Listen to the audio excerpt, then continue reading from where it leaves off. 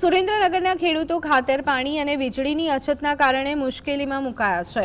મૂડી, ચોટીલા સહિતના તાલુકાઓમાં નર્મદાનું પાણી સિંચાઈ માટે ઉપલબ્ધ થતું નથી, જ્યારે ખાતરની અછતે ખેડૂતોમાં રોષ ફેલાવ્યો છે। વીજળીના ધાંધિયા અને અનિયમિત સપ્લાયથી પણ ખેડૂતો હેરાન પરેશાન બન્યા છે। કપાસ અને મગફળી જેવા પાકનું વાવેતર કરવામાં આવ્યું, પરંતુ સમયસર સુવિધાઓ ન મળતા ખેડૂતોમાં નિરાશા વ્યાપી છે। ખેડૂતોએ તંત્ર પાસે ખાતર, પાણી અને વીજળી સમયસર પૂરા પાડવાની માંગ કરી છે।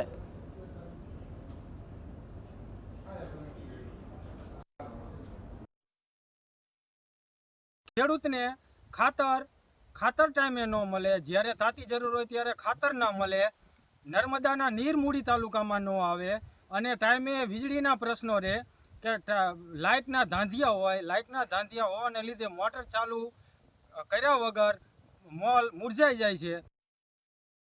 અત્યારે વરસાદ થયો સારો, કુદરતે ઘણી કૃપા કરી અને મોલને યુરિયાની ખાસ જરૂર છે, તો યુરિયા આવે ને એને આવે તો 270ની યુરિયા હારે પાછું એક નેનો યુરિયા આપે। એલા જે વસ્તુ બજારમાં નથી હાલતી, ખેડૂતને ગમતી નથી, કંઈ રિઝલ્ટ નથી, તો હારે પરેને શું કામ દેવું જોઈએ? સવારથી લાઇનમાં ઉભા રહીને બપોરે 2 થેલી યુરિયા લેવા જવું કે વાડીએ કામ કરવા જવું।